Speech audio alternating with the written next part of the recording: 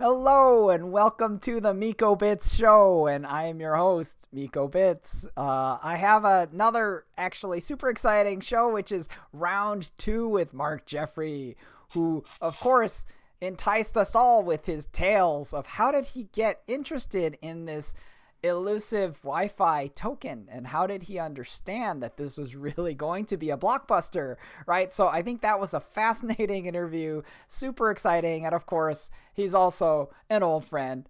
I'm an advisor with his project, Guardian Circle, full disclosure, but he and I go back quite a ways, and so it's a great pleasure as always to talk with him. So really quick, this is a opinion show. It's for information and entertainment purposes. It's not investment advice. So, anything we say, don't take it as investment advice. Seek a duly licensed professional for that purpose. Before we start, if you're interested in Bitcoin and blockchain, please consider clicking that subscribe button and also click the bell so you can get notifications about future videos that I might post. Thank you. Okay, without further ado, it's Mark. Hello, Miko. Very happy to be back. Thanks for inviting me. Yeah, it's always a great pleasure to have you on. So I guess the first thing we need to do is what's that shirt that you're wearing? Yes. So I'm going to make sure I can get it in the proper frame here. Yes. So this is my Wi-Fi logo shirt. So obviously I'm very happy about Wi-Fi these days. So they put up a little store where you could buy swag and such, and I went and got one. It's a beautiful logo. I like the S with the little arrows, and it's just such a little swirling charm. So happy to see it. So I'd love to kind of just unpack it, for you, because the Wi-Fi has been an incredible adventure for the whole industry. And obviously it's been super exciting with the emergence of kind of the vaults program, right? Which is the YEarn and the YETH vault, and, the kind of what's been referred to as almost like a black hole for Ether, right? Which, right. And obviously with this mini bearish sentiment, like this kind of rapid redesign to attract more DAI and to kind of stabilize the vault, all of this stuff has been incredibly exciting. And I know that you're involved in governance of Wi-Fi, which is kind of ideally the purpose of the token. So I'd love to get your perspective.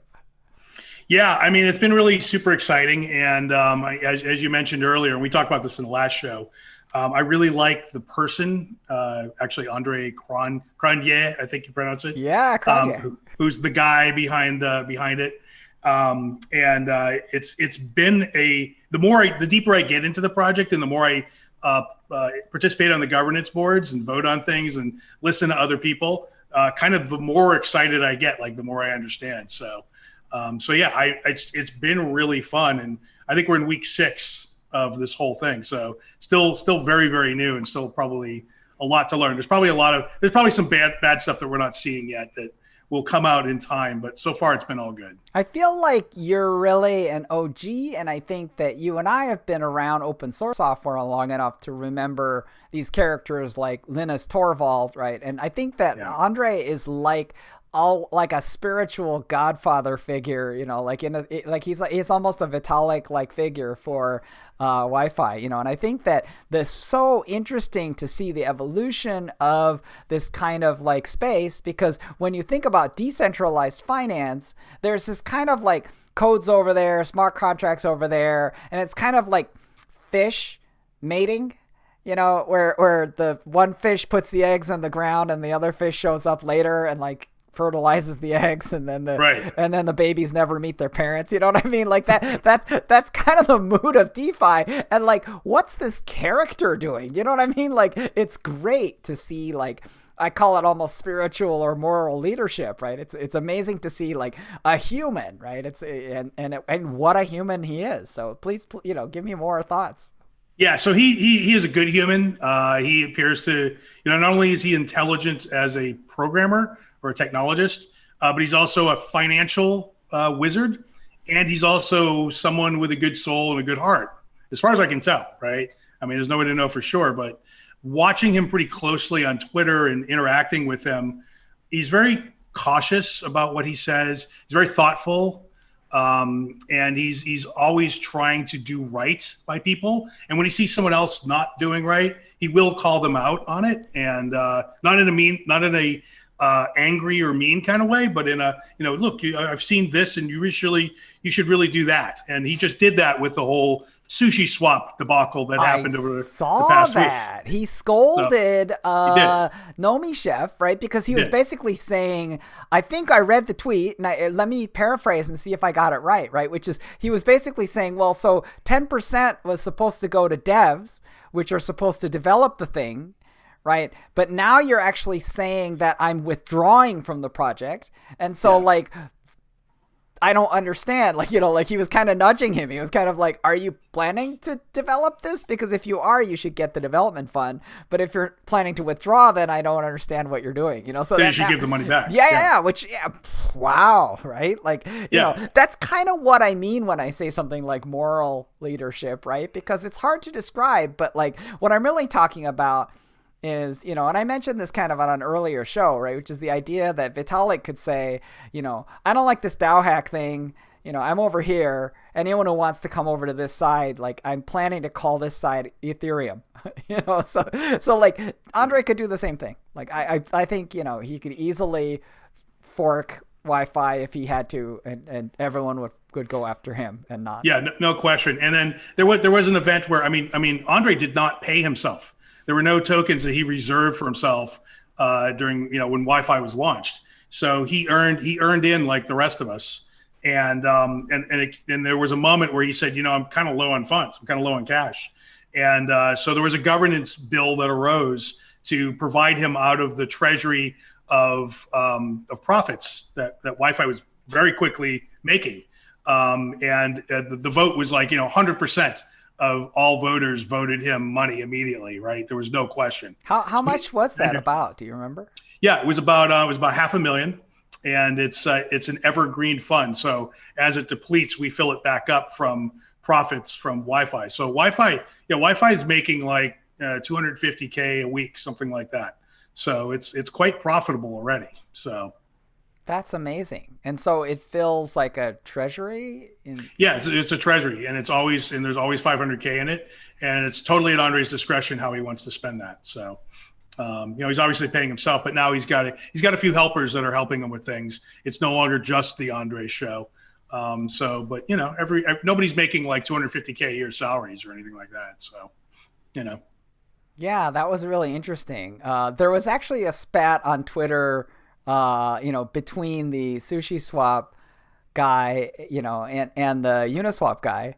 And he said something really harsh, like you paid yourself like New York salaries, and so he was talking about kind of, and the thing that's so amazing is how kind of in some ways, how dare he at some level, right? Like, I think one of the contrasts that I saw was, what's the value of all of the years of work went into Uniswap versus like 2 weeks of like sushi, so it's sort of, okay, you created a vampiric protocol, like congratulations, like everyone feels a little dirty. Yeah. Look, there's some things that Sushi Swap or Sushi Nomi did. Yes. That I don't have a problem with. So moving from sushi into Ethereum to protect the value of the treasury, that I had no problem with when he did it. And that was the original thing that sort of started the kerfuffle, right? And I went, no, that's actually a smart move.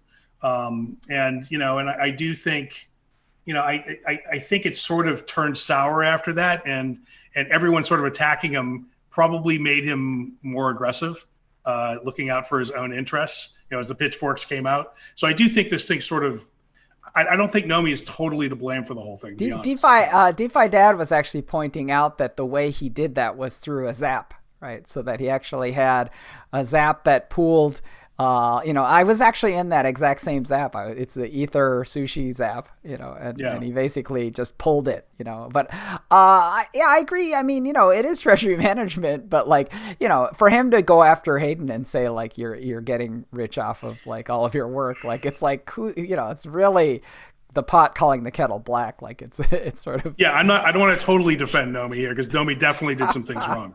And I think the stuff that Andre basically said, look, part of the solution is you have to abdicate the throne. You can no longer rule SushiSwap, and you have to give it over to somebody like this guy, who is something Alameda. I don't remember the SBF Alameda, Sam. SBF Alameda, yes. Yeah. So he's like, this guy here would be a great candidate. And to his credit, at the very least, Nomi did, in fact, abdicate the throne immediately upon Andre calling him out to do it. So, and did hand the keys over. So. Which is fascinating. And the thing that's so amazing about this is that there's an element of this that relates to kind of moral leadership, and and the idea that it's like, where does the so-called authority flow from, right? Because ostensibly we're talking about systems that are fully decentralized, right? Because if you look at Wi-Fi, it was fully decentralized from the word boo, right? So like, so the question is kind of like, how does that work? And so it's so fascinating, right? Because obviously, like, there were elements of sushi that were not decentralized, and but there's always someone that holds the keys, yes, right? Correct. So whoever holds the keys, that's not decentralized, right? Until it's in multi-sig, and then it's sort of quasi decentralized amongst 7 or 12 people or whatever, however many. And I think, I forgot who it was, but there was some commentator that was saying on Twitter that, like, the existence of multisig is a stopgap that precedes proper governance, right? And people are treating it as if multisig is governance, right? And it's kind of like, no. Stop really. Pretending, right? Now, obviously, if you want to talk about standards, like, the absence of multi-sig and absence of governance is like, that's the thing where everyone should freak out. I mean, that's just, terrible. So, it's a bit scary. So, fascinating insights. So tell me a bit about kind of the vaults program. So like, there's so much fascination about it. Obviously, like, if you look at the program, like, it just feels like a great place to put ETH, and it kind of like, if you have ETH, like, why wouldn't you put it in there? So tell me more about your views. Yeah. So the Wi-Fi vaults, for those who don't know, they're basically a place where you can park your crypto. Typically things like Ethereum or Chainlink are two vaults that exist.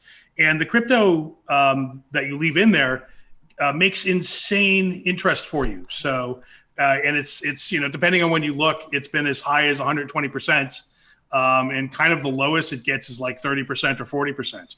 So, a lot of people look at this, and I've had many conversations with Fred, and Fred especially, at least at first, was like, that is a Ponzi scheme, that is a trick. I don't know how it works, but there's no way that this thing can possibly make those kind of returns and be honest or sustainable in any possible way, right? So, and that is what it looks like on the surface. Yeah. So I started digging around. So I was very curious. I was like, how exactly do these vaults make money? Like, where's the little magic piece, right? So I there were a few, and it's very confusing to a lot of people. A lot of people still don't know, even people on the Wi-Fi governance board. So one guy, DeFi God, on Twitter, posted a very complex looking diagram. So I went through it. I actually painfully went through the entire thing, and basically what it boils down to is when you put your I understand the Chainlink one, so I'll explain that. When you put your link, first of all, you take your link tokens and you put them into Aave. Aave then returns you A-Link tokens, and this is part of the magic. And this is a part that a lot of people don't get. So normally when you deposit your money in the bank, your money just goes in the bank and that's the end of it, right? You get a receipt or something, but you can't, there's nothing further to do. In crypto, in Aave, in Wi-Fi, when you deposit your crypto into something, you get another crypto token back. Right. And it's kind of like your coat check, right? Yeah. It's like C tokens for comp. Right. And the thing that's really interesting about this is that is also now money.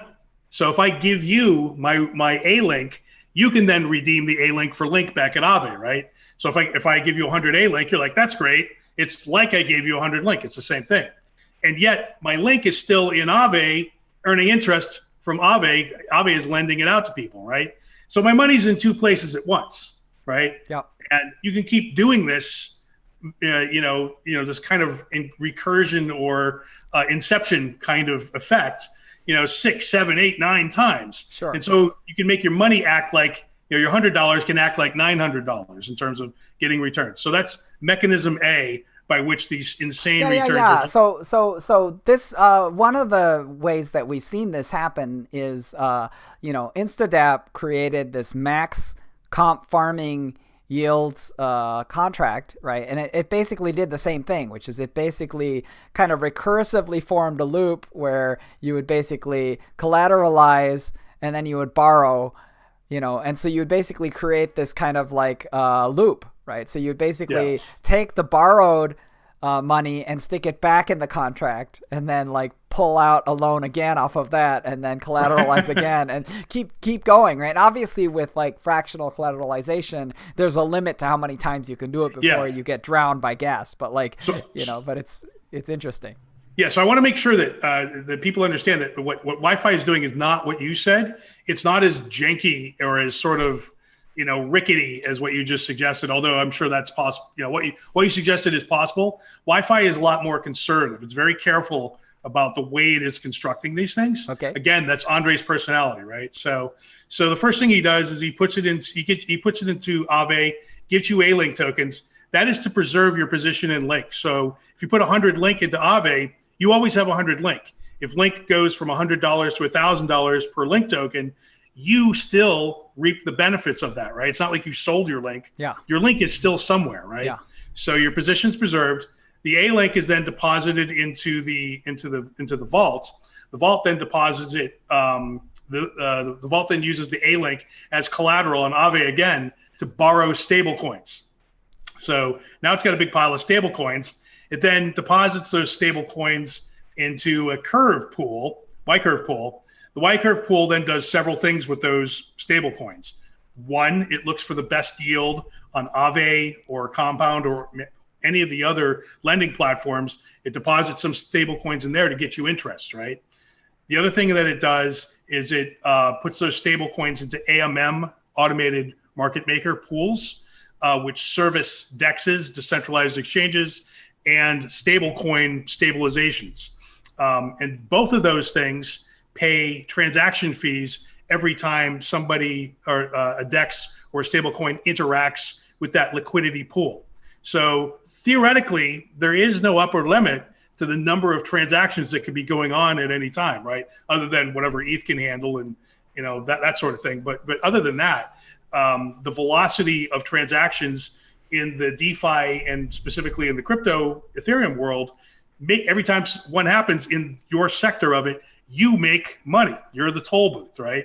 So that's one place where that's where the bulk of these insane returns are coming from, those transaction fees, and it's also making interest off of the loans that it's doing on Aave, right? So, and then the third place that it's getting returns from is governance tokens that are thrown off by all these other things that the YFI vault is interacting with. So Aave, Compound, all these things are throwing off governance tokens. Curve tokens are coming out of the Y pool. So all these governance tokens are then immediately farmed and turned into stable coins and then sold, and then it buys back Link, which starts the whole process all over again, right? So the amount of Link is always increasing. So you can see all these loops. They're very carefully constructed, but they can, in fact, result in these insane returns, at least right now. And so the question is, what is driving all these transactions, right, that you're taking a piece of, and what is driving all these loans that you're basically providing liquidity for? And the answer to that is mostly speculation, I think, right? Yeah, for sure. People are borrowing stable coins and other coins so that they can get leverage on exchanges. So in a way, this whole thing, not through Andre's, it's not Andre's fault, but just as a macro condition, this whole thing is a snake eating its own tail, at least right now. There is no lending going on for houses. There's no lending going on for cars, right? So it is a very circular, contained, closed universe. And that is one of, I have a few big worries. That's one of my big worries, that at some point it's going to start bumping against the walls of the closed universe. And at some point, it can't grow anymore, right? So there's that. questions about that explanation? Does that make sense to Well, you? it does. I mean, one of the ways that I reason broadly about this whole DeFi phenomenon is that, in a way, it feels to me kind of like the spiral arms of the Milky Way, right? Which is that the galaxy has kind of formed rotation, right? And the reason why I'm reasoning about this is that I think about like all of this in the context of like a Keynesian accelerator, right? So, in a sense, like if you studied economics, what you learn is you learn that like the the barber basically gets $10 and then he uses it to buy shoes for his kids, and then the shoemaker needs to buy bread, so he goes to the baker, and so what happens is the same $10 kind of gets circulated in the economy, and it creates an accelerating effect, right? And so to me, the thing that's happened in DeFi is that the energy of that's stored in ether is now looking for activity, and the activity is kind of now circulating, right? But the thing that's funny about what you're describing with the ether in the context of like Wi-Fi vaults is that it's if you look at the galaxy, there's a black hole actually that's in the center of our local galaxy, and because the thing that's so funny about this is that if what you're saying kind of holds up, the thing that will logically happen is that like everything will fall into this black hole, right? Like that's going to be the conclusion.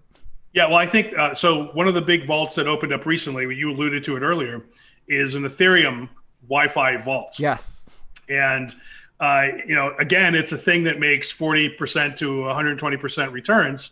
Why would you leave your Ethereum in your wallet? Why is it in your ledger?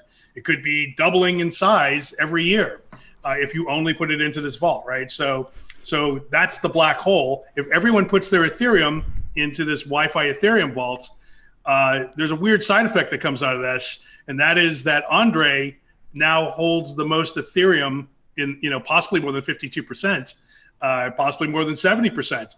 And if Ethereum goes to proof of stake, Andre could start monkeying with the Ethereum blockchain. He will have that power, right? So that is one. Well, that could be bad. It could be, but here's the question: that is it really? Is it really like that, though? I mean, what I mean by is it really like that is how much power does he have over the asset? Yeah, well, that's a good point. So does the smart contract keep him from doing that? And I don't know the answer to that. My guess is that he probably could find a way. That's very strange and unnerving. I'm not positive of that, but that's my guess. Because I think it's basically it depends on if it's all being kept in one Ethereum address, right? That represents your stake as in the Ethereum universe to process transactions. That feels a little scary. That does feel scary, and I'm not sure if that's how it works or not. I kind of feel like that would be a very bad way to run things, to just use one address. So my guess is it's probably spread out amongst multiple addresses. So honestly, I don't know. So I'm not sure what the answer is on that. I mean, it's weird, right? Because obviously the contract address where you lock the value is a contract, right? So that's one contract, and presumably like all the value is piling up and accruing in that contract. But then the question is kind of like, how does the ether go to work then, right? So it has to go to work by kind of exiting out the bottom of the contract and then going to work somewhere else, like the way you described, right? Like it needs to go into Aave or it needs to go into other systems, right? And so, the thing that's really funny about it is that like the ether that's there is actually not even in the original smart contract, but it's actually in secondary and tertiary smart contracts that potentially belong to other people, right? So that's in a sense like that's kind of the I call it a black hole only because of the gravitational attraction of the yield, right? Because the thing that's really interesting about unlike a black hole is that like it seems like until it implodes itself for whatever reason, you can always come back out. Right? You can always withdraw, right? But I guess, what would cause it to not be possible to come out? I mean, I think one of the things that happened recently is that there was a governance proposal related to kind of attracting more DAI into the back end in order to make sure that it would stay up. So I guess, I'm just interested in trying to understand how the governance proposals have been with respect to kind of stabilizing the vault and kind of trying to ensure that things won't go kind of sideways. Yeah. So the question is, what are the risks of putting your money into a Wi-Fi vault? And Yeah. Andre would say, yeah, there's a lot of risk, and you could lose all your money, and there's smart contract risk, obviously, in Wi-Fi, but also there's risk in if any one of these little pieces underneath Wi-Fi that it's using, like Curve or Compound or Aave, if there's a flaw somewhere there, this whole tower that he's built could just all fall apart, right? If any one piece of the Jenga tower gets yanked out, there is that chance. One of the reasons why I think it's more solid than a lot of people think is that all of these lending platforms require double collateralization, more or less. Some of them are 60 or 70%, but by and large, you have to put twice as much in as you take out, which is very unlike banks in the real world, right? Which can lend out 10 times as much as what they cash that they have on hand. So in that sense, these crypto banks, these lending platforms, are a lot more solvent and cautious and conservative than real world dollar banks. So theoretically, the worst that could happen is everybody gets cold feet and decides that they want their money back. These lending platforms should all be able to give the money back because they're double collateralized, and anyone can make a call and get their money at any time that they want, right? So now there are some edge cases where some people could end up in the game of musical chairs and not get their money back. But theoretically, what would happen at that point is Compound or Aave would offer outrageous ROI, 300% for anyone who deposits now to sort of jumpstart the whole thing to get back into balance again. But that's a pretty unlikely event, but it's not impossible, right? So there's that risk, and I think I haven't seen. So you asked, what are the proposals for that people have been bringing up in order to make sure that that the vaults remain solvent and solid. I haven't seen any indication that they're not, except for one thing, which is Andre basically closed down the Ethereum vault once it reached a certain level. I think it was like 100 million or something like that, maybe 60 or 70 million actually is what I think it was. And he felt, and I don't understand why he did that. He felt that there was some structural risk beyond that point, or at the very least, he just wanted to kind of see how things were working before opening it up further because the demand for it was so insane. Someone mentioned this actually, which is odd, is someone mentioned that it appeared that, like, since we're talking about decentralized finance, right, we're talking about sort of so-called unstoppable contracts, that someone discovered that really all that had happened is that the UI had been taken down. Right. And that actually, if you use Zapper, you can actually zap into that vault. So, just a quick workaround if anybody's interested. Like, interesting. Those are the reports I'm hearing. Right. Because really, like, how do you shut the contract down? Right. Like, it doesn't do that. Like, that's a good point. Like, you're absolutely right. You can't really be a DeFi contract and have a kill switch. Right. Because that's not very D, or, I mean, it's Phi, but it's not very D. Yeah. No, I think that actually sounds totally correct for me. I'll bet that does totally work. But it slows down the process a lot. Yeah. Go to the website, you're like, where do I put my ETH? Yeah, it's a lot more manual. Yeah, it's funny. So, you're obviously, it's great to see that you're engaged in the Wi-Fi community and that, you found a really cool place to hang out and all of this stuff. Do you have any new things that you're looking into or that you're kind of excited by? Like, have you looked at Swerve, or like what are the new topics that excite you? Yeah, I'll tell you, there were two that I jumped in the past week and a half. Probably won't surprise you. Sushi was one. Yep. And sushi, and we talk on Twitter, and I was very suspicious of both sushi and cream for a long time, right? Yep.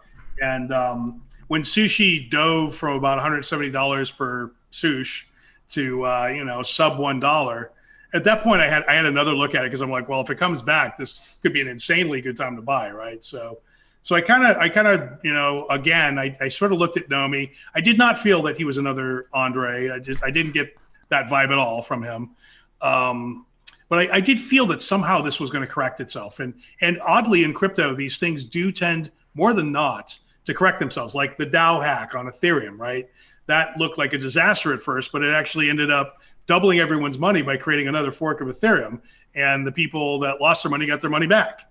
So actually, everybody made more money is what happened, right? In the end. So so I had a feeling that somehow this was going to self-correct in that way. So I jumped in when it was sub $1, bought a bunch of sushi. Wow. And now it's, back up again, and it looks like it's going to be healthy.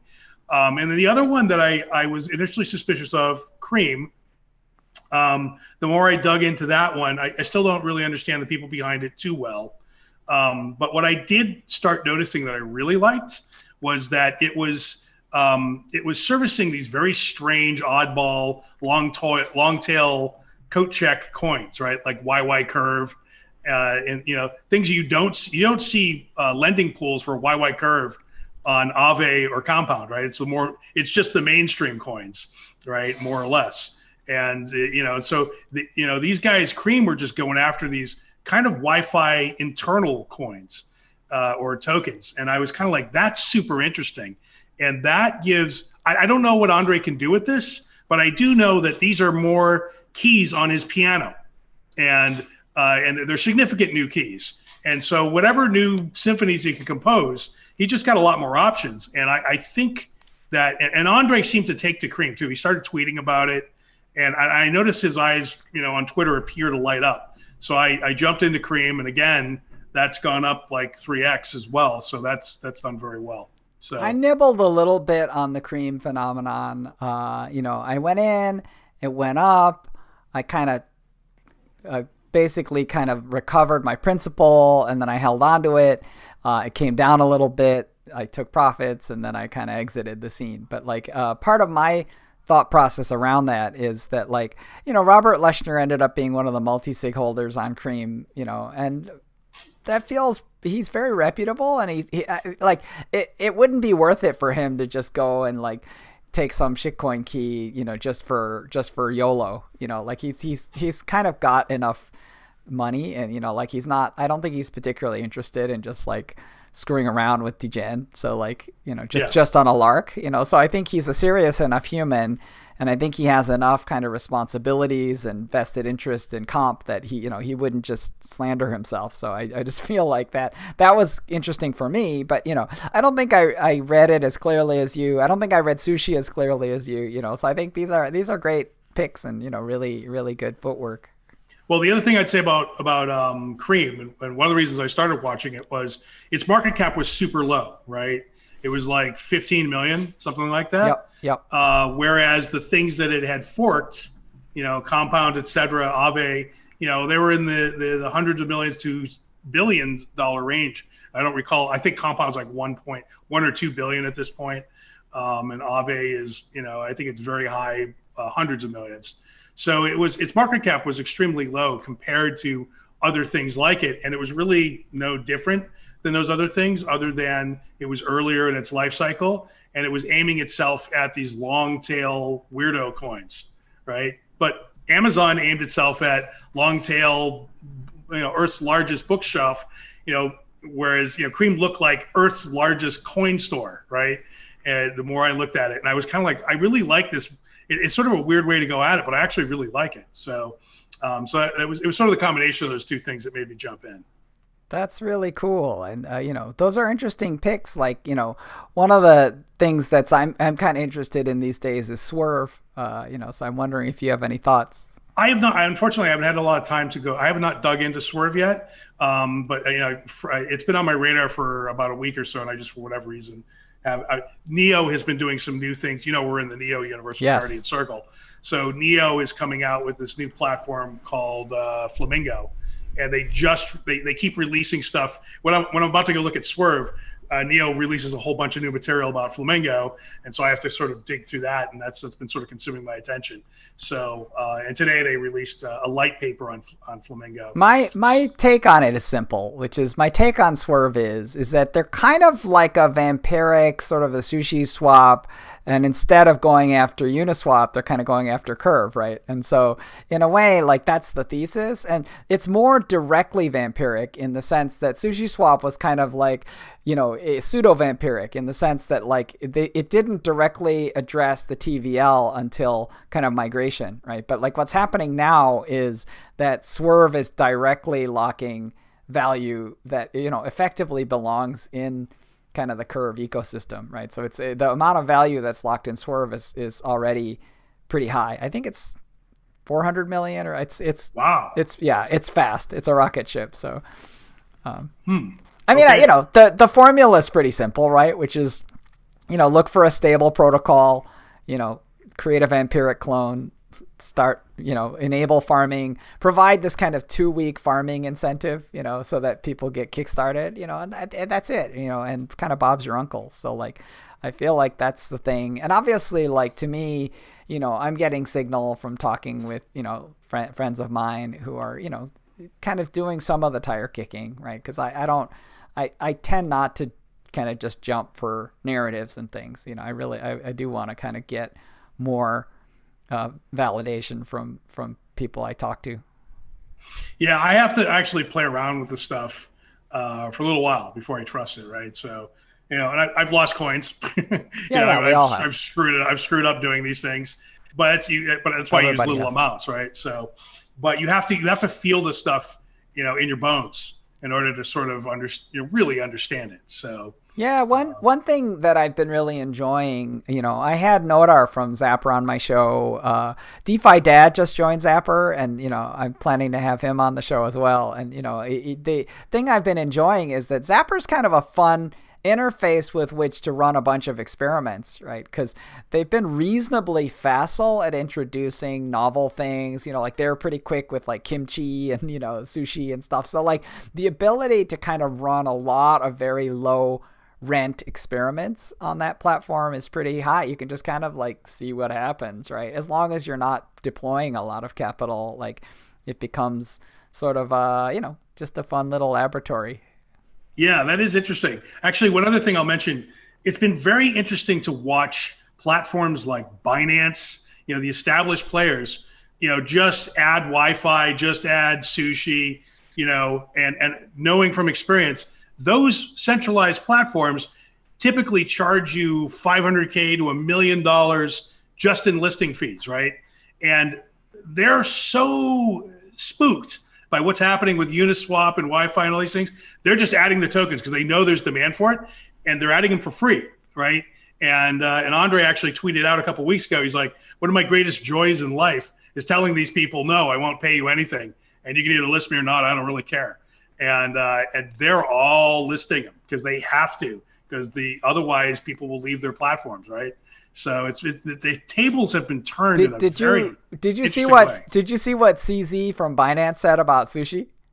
No, I missed that. Oh my God, it's epic. It's epic. So he started getting defensive, right? Because, there was the whole scandal around like Nomi Chef, right? And, in a way, like, because the thing that's so funny about the optics of centralized exchange is that, like, if you want to find a DeFi dad, like, CZ is almost like the CFI dad, you know what I mean? Like, yes. So if anything ever goes weird, like Nomi Chef kind of goes berserker and he like takes money out from some weird pocket, everyone's looking at CZ and they're like, what the hell, dude? Like, do your job. Like, aren't you supposed to protect all of us? And so he got really defensive, and he said, this is shocking what he said. He actually said that Binance needs to, I forgot the words he used, but he said something along the lines of like struggle for relevancy, and then he said, nobody's forcing you to buy the coins, right? So like those those two things next to each other in a single tweet, head explode, right? It's kind of like, wow. Yeah, well, CZ is definitely feeling the heat. Well, I'll tell you why, because I saw CZ speak in person in Singapore, and he told the story of how Binance outmaneuvered everybody. And the story is when Neo was released, Neo accumulates gas, which is another token in the wallet. If you just hold Neo, you don't have to stake it. You just have to have Neo, right? Yep. So no exchange. If you put your Neo on any other exchange, you wouldn't get the gas while the Neo was on the exchange.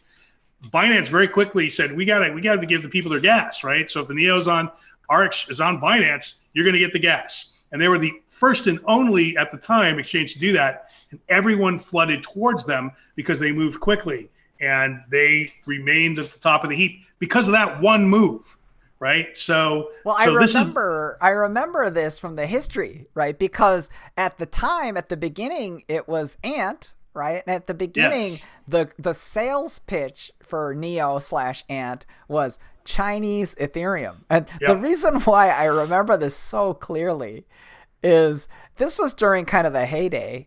And like, I just remember kind of the whole insanity of it. Like, I remember people being like, Chinese Ethereum, and people were just like, take my money, and it's sort of like, it was pretty rubbish. Like, people were acting like very irresponsibly, yeah. but like, it's in the history books, but, so the reason why I'm relating this story is because it's so clear what you're describing, right? Which is that, like, CZ got in front of that train. Like, he just, because if you want to talk about a Chinese Ethereum, of course it went bananas in China, but like, as soon as people started saying Chinese Ethereum in the US, like, people over here everyone bought some. So, I think it, that makes a ton of sense, right? So I think that's where he's coming from, but it's such a weird moment, right? These are epic moments in history, right? And I think the inversion that you're talking about is really that power imbalance between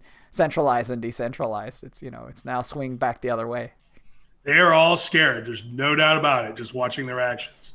So yeah, that's exciting and gratifying, and I think it's funny to hear Andre's reaction, which is, this kind of feeling of like, yeah, you guys don't hold any power over me. And it harkens back to Vitalik's famous quote, right? Which is that he said that centralized exchanges should burn in hell as much as possible, which the actual ending of it, I enjoyed even more, because it's not, he wasn't even satisfied with them burning in hell. Like, he actually wanted them to burn in hell as much as possible, which what's funny is that if you actually parse the sentence, as much as possible is actually limiting the amount that they burn in hell. So it's actually reducing the hellish burning, but if you actually kind of get it energetically, it actually sounds like he's adding on. Like, it sounds like he's really, he's adding emphasis, right? He's like, well, I can tell you, I mean, look, we've dealt with exchanges directly now, and we were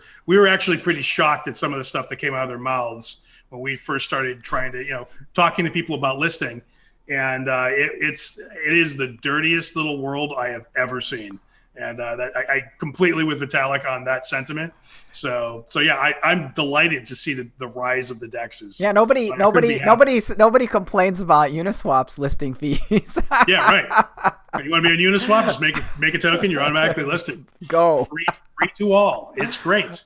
Yeah, it is. It is truly amazing, right? And to me, like, what's funny about all of this emergence is, at some level, the thing that's so interesting is that we're still working out how this stuff incentivizes people, right? Because, to be honest, if you look at the whole AMM model, it's kind of hats off to Bancor, right? Like, the thing it's so funny, right? Because if you look at the history of the space, it's sort of like, they're the great grandfather of everything. And, and in a sense, the thing that's so funny is, everyone who worked on it probably ended up pretty richly rewarded. So I'm not crying for their lack of compensation, but it's funny how the industry rolls. Yeah, without a doubt, Bancor invented the AMM effectively. But also Bancor did it wrong, right? So Bancor was, I don't remember the exact pitch, but it was along the lines of, well, you got to buy our Bancor token, and you basically have to jump through all these hoops, and here are all these equations, and it's really super complicated.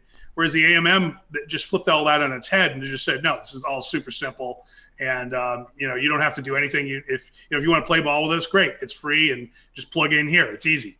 And that was what was different, right? Sort of how it was. It was immediately useful and free.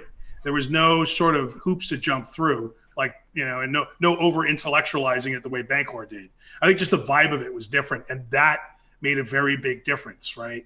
It's a difference between a Newton and a Palm Pilot back in the day, right? So why did the Newton die? It was the same thing, right? Well, actually, it was Palm Pilot just made it easier and got it more right. So. Yeah, I know that's an old guy. I owned both of those devices at various times, so I know exactly what you mean. And right. It's obviously like if you go, like it's like an iPhone, right? It's sort of like, wow, like this is the one. This is the one. This is exactly how it's supposed to work. So that feels good. I dig it. So I guess in terms of the way that you look into this space now, like how do you see this kind of bearish sentiment across Bitcoin and Ether, and how do you navigate this kind of current kind of macro and this current kind of bearish sentiment? Like how do you see that element?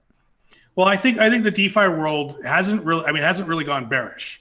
It just sort of stopped growing momentarily. So Wi-Fi, but it hasn't dropped, right? So Wi-Fi is still hanging out around 27,000 per coin, which is 6 weeks ago it didn't exist. So I'd say it's still pretty bullish, all things considered. And Cream is now up, like it's 300% in the last couple of days. So I think new things are still being born, and we're still seeing bull runs on these new things. I don't think the vampire, let's make a new protocol this week and vampire the two from last week thing, that at the end of its life cycle soon, if not now. So I don't know. I think the quality things like Wi-Fi that have the quality people, the quality communities, and the brand names will continue to rise. Other things will have to fight for their place in history. Cream is still early. Sushi's still early. Sushi's got some bad vibes around it. It's got to shake off still, as we've discussed. But I think it has a shot because now Uniswap is dirty because they took VC money, right? So now both Sushi Swap and Uniswap are dirty in different ways in the eyes of DeFi world. So it remains to be seen who will win or whether a third one will come along. I do think there's an opportunity for a third one to come along in that space, because both of these guys are dirty now. So we'll see. I think we're due for a pendular swing a bit in the VC side, right? Which is that I think that if you look at fund economics, right, I think that there's room for VCs that aren't necessarily terribly greedy, and that don't necessarily want anything unfair to happen, right? So, I think it's just a more pendulum, right? It's more part of a pendular swing, right? Because I think right now it's all kind of like, no VC becomes almost like a logo that you can put, hey, no VCs, and everyone's like, yay. But I think that's not, I don't think that's going to be forever. I think. To be clear, I don't believe that. I believe that taking money from Andreessen Horowitz was a good idea, and I think Andreessen Horowitz provides a lot of things, not least of which is legal cover. Because we still don't know the legality of some pieces of these things. Yeah. Right. So I think it's good to have that old person, steady hands, also steering the starship alongside the young crazy kids. Right. So I like having a VC involved at a certain level. So even though I'm saying this, I'm not saying that I'm against VCs, but there's absolutely 90 to 99% of DeFi people hate VCs. And they think that's a good thing to not have VCs involved. I think VCs have earned a lot of that, and I think it's part of they've earned a lot of hatred, and I think a part of it has to do with kind of, it's a predatory business by nature, so that's but the ecosystem needs a few predators just to keep everyone healthy. Yeah, well, Andreessen Horowitz in particular has a reputation for sharp elbows, I'm told.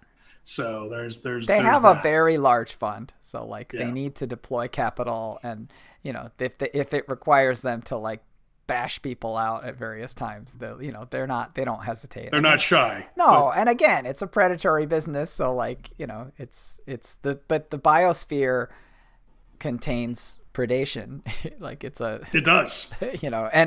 That's a perfectly legitimate way for energy to move around in the biosphere. So that's so evolved. Far, so if you got to deal with if it's the devil, Andreessen Horowitz, so far as devils go, is very crypto friendly, which is unlike most VCs. So I actually kind of like Andreessen Horowitz quite a bit in the crypto space. So, well, I think that it's interesting. There's also kind of pure play firms that are, kind of trying to add value in there. Obviously, you see the IDOs, you see these kind of, new players that kind of are kind of dabbling around the wings. I think for Gumi Cryptos, we're absolutely not a name, but we're absolutely putting and deploying capital into great teams in DeFi. So, I think it's there's still room. It's just, you just have to be much more fair, and you have to be much clearer and more declarative about the value that you're bringing to the table.